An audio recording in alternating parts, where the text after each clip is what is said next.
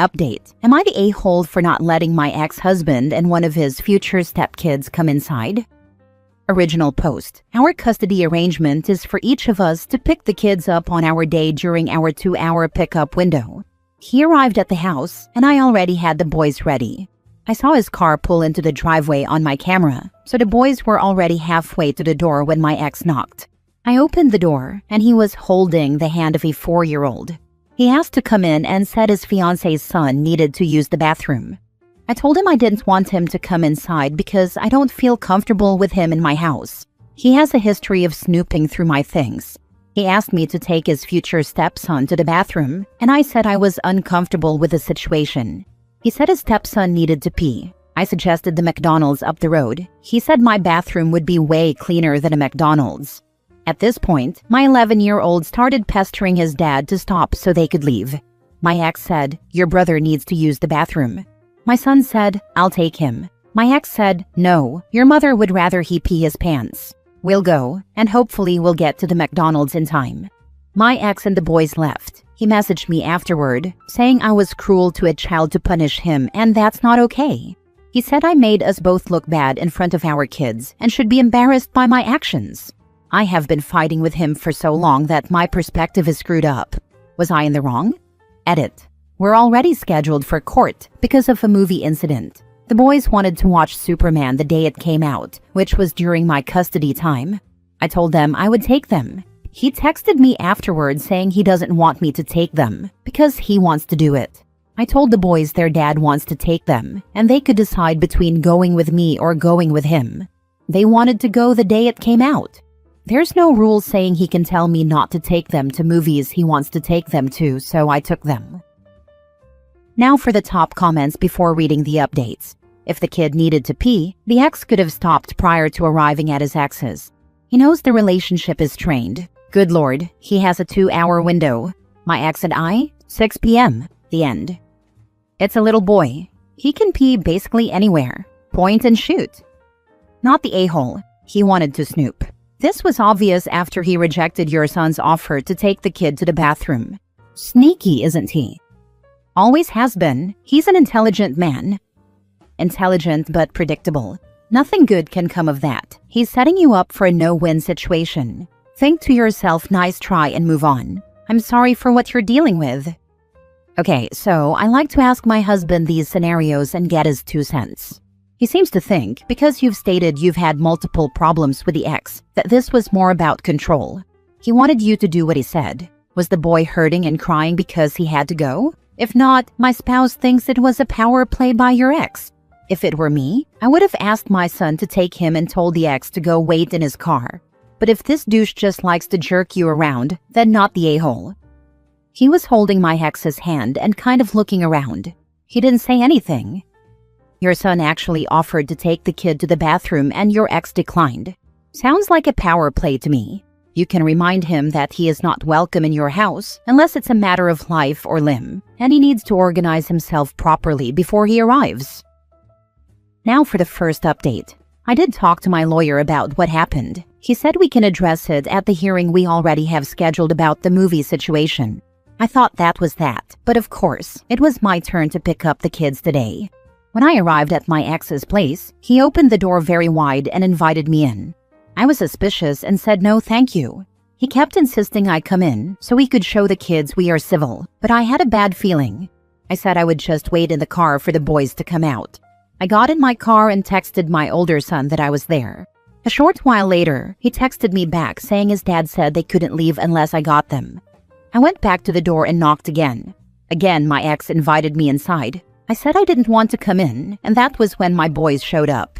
My ex's fiance was right behind them, telling them to come back upstairs. They ran to me and we left. I don't know what his game is, but I'm not falling for it, whatever it is. OP, I truly cannot emphasize this more. Document like crazy. I don't know if this was going to turn into them just yelling or scolding you for some made-up BS or something else, but regardless, you need to let your lawyer know. Good luck, because things with this psychopath are not going to get better soon. Plus, besides documenting, if she lives in a one-party consent state, she can record via her cell phone video or a GoPro their interactions to show in court what's happening. Plus, the recording can be just audio done in a similar fashion. There's no reason for him to come into her home, and for her safety, she shouldn't enter his. Personally, I'd say as he opened the door, "I'm recording pickups from now on. Please explain why you refuse to let my children leave your house until I come inside." Not the a-hole. He was way too insistent for you to come in and then refuse to let your kids leave? No, always follow your gut, especially when the spider is so persistent in inviting the fly into the parlor. The last time I heard of a woman who didn't listen to her gut when her ex insisted that she had to come inside his home to retrieve her kids was on 48 Hours. Her ex tried to sexually assault her. In the process, she lost her shoes and sweatpants, then beat her viciously, put duct tape over her mouth, and put her in a trash can, then took it to his storage facility. She was able to make a muffled call to 911 on her cell and heard the police siren going to his house from the back of his truck as she was being driven away. Unfortunately, he heard her on the phone and took it away. They finally tracked down the storage locker after she'd spent the night horribly injured and naked from the waist down in the trash can in sub-freezing temperatures. She was able to move some of the tape off her mouth and crack the lid on a sealed can to get air. She was found about an hour away from death, but she survived, losing her toes due to frostbite. Women are trained to not listen to their instincts. It's time we start trusting them because they exist for a reason. Second update. Just concluded our hearing, and it went okay all things considered. The judge said that neither of us needs the permission of the other to take the children to age-appropriate experiences like movies. He told my ex not to tell me I can't take the kids to do certain things because he wants to do them. If he wants to do them, he can, but so can I. So that was a win. The judge was annoyed that there was another drop-off issue. He was especially annoyed because the reason he gave my ex a 2-hour window for drop-offs was that my ex said he needed the flexibility since he is a caretaker of his fiancé's children. If he's taking them with him to drop-offs, why does he need 2 hours? The judge told him, "Do not take his fiancé's children to my house and do not ask to come inside my house." He told me not to ask to go inside his house either. He also told me not to rush my ex and to be patient and allow the children time to come to the door. I wasn't rushing him, but I didn't say that to the judge. I just agreed. My ex also dropped the bombshell that the week of the wedding, he needs me to pick the kids up from the resort the wedding is at instead of his house because they are going on their honeymoon straight from the resort and not returning home. I am very uncomfortable with this, and my lawyer said that is too much of a burden to put on me. The judge disagreed with my lawyer and said we all have to be flexible sometimes, so I am stuck doing that. I feel like he intentionally started fights about the previous 2 issues he knew he would lose on, so the judge would side with him on the final issue to make things fair. Maybe I'm just paranoid?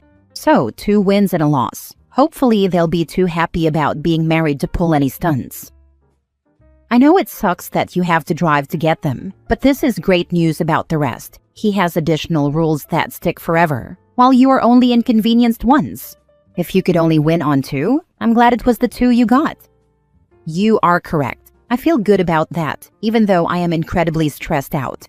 I am worried he is going to try to trick me into doing or saying something that can be perceived as hostile and tell the judge I sabotaged his wedding.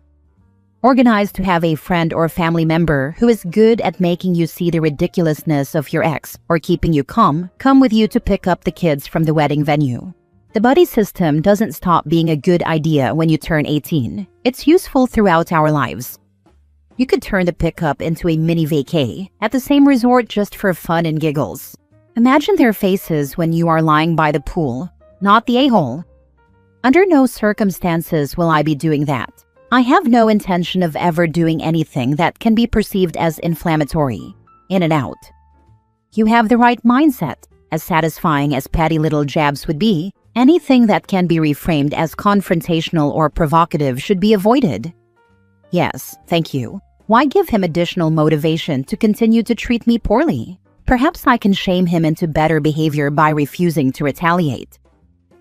Now for the third update. Well, I thought I would update everyone on what happened when I picked my kids up from my ex-husband's wedding. First of all, I got there at 8:20.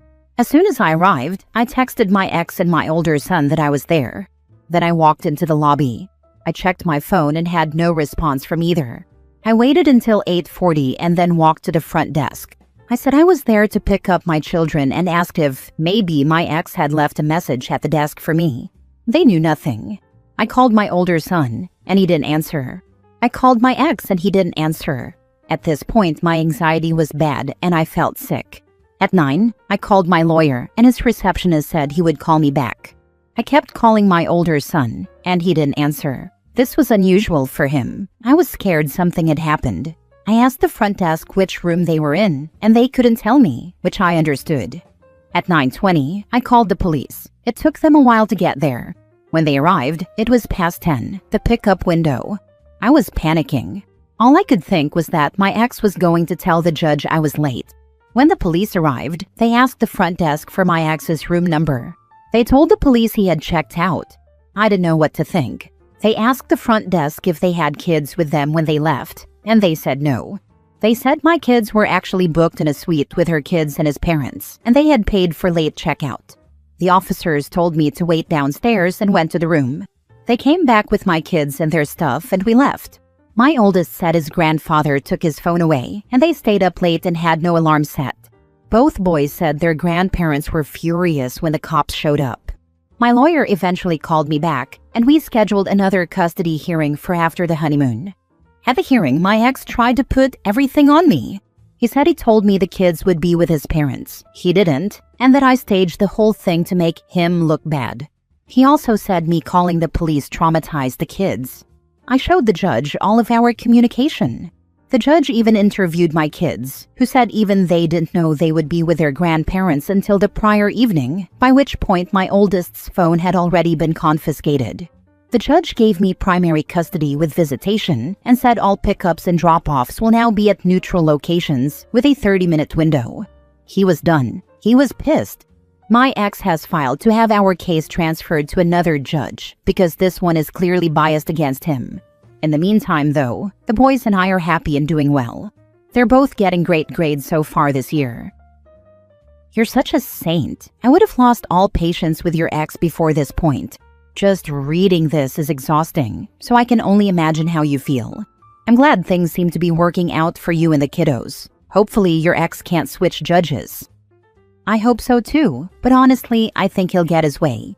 He is very convincing, but I won't cross that bridge until I get to it. With the pickups and drop-offs in neutral locations, make sure to get a front and rear dash cam, park facing out for best coverage, and get a separate small phone to record your interactions. Or take along a friend as a witness. This last post gave me anxiety, and you need all the protection possible. Your ex is gonna learn a lesson about family court judges.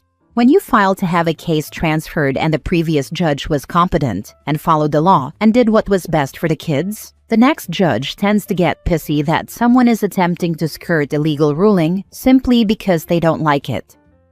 I hope that's the case in this instance. Last story. I told my girlfriend, now ex, I acknowledge other women are pretty and she dumped me. Am I the a-hole?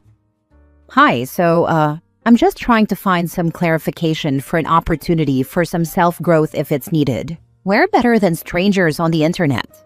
I, 27 male, was just in my first real relationship with, let's call her V, 25 female, for 5 months. When you're in a relationship, are you supposed to stop finding other women pretty? I'm not talking about attraction, just an acknowledgement in your head that they are in fact a pretty person. For context, a couple of weeks ago, V was asking me reassurance questions, and the last one was, do you ever find other women pretty and think about being with them instead of me? I responded with no, but I sighed first since she had asked many. She pushed me, saying I hesitated, so I elaborated, no, I do think other women are pretty, rarely an oh wow they're beautiful, but the thought stops there. Definitely haven't thought of being with anyone else. Maybe I shouldn't have shared all that, but honesty was a big thing for her, so I told the truth. A couple of days later, we went to Target together, and her mood soured right before we left. She just went silent. She gave me the silent treatment for over an hour before leaving for work, then texted me, you have a staring problem. Apparently, I turned my head and looked a woman up and down right in front of her. Did not happen. And then looked too long at a girl who was at the end of the aisle when approaching. In the time it took my brain to go, oh, they are kind of in the way. Are they going to go this way or that way? Can I cross? She said I had locked eyes and stared way too long. It turned into a big fight over the phone. During that, apparently, I told her more often than not, when we leave the house, I recognize that a woman is pretty. But that lady in question definitely wasn't one, and that wasn't why I was looking. I had been staying at her place more often than not, and we were talking about me officially moving in. Well, she told me to pack all my stuff and get out over the phone, and she ended the relationship because she can't get over that I recognize other pretty people as pretty so often. We live in Florida. There are pretty people everywhere. I don't understand how acknowledgement without inappropriate thoughts is okay if it happens once in a while, but if it happens more often, I'm the bad guy? Again, we live in Florida. There are objectively pretty people everywhere. That's not my fault. I would attach some screenshots, but apparently this community doesn't allow them. First Reddit account, I don't know.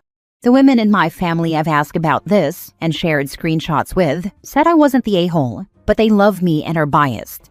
I think V getting advice from her male best friend a few states away is problematic, and he's not giving her good advice. I mean, who takes relationship advice from someone who is a known cheater? I'm just venting now, that's unrelated. If you take me at my word that I'm a loving and caring partner, supported her getting into school by giving her my laptop and almost $1,000, paid rent last month, helped around the house with cleaning, laundry, dishes, and cooking, don't have Instagram or Snapchat, don't do anything sneaky, don't talk to any females except family, and gave her full access to my phone. But I'm the bad guy, and she's broken things off because I recognize that other pretty people are in fact pretty people? So, random internet people, am I the a-hole? Am I the reason this relationship failed? Or did I dodge a bullet before officially moving in with her? Thanks. This is a conversation that you had as a 27-year-old with a 25-year-old?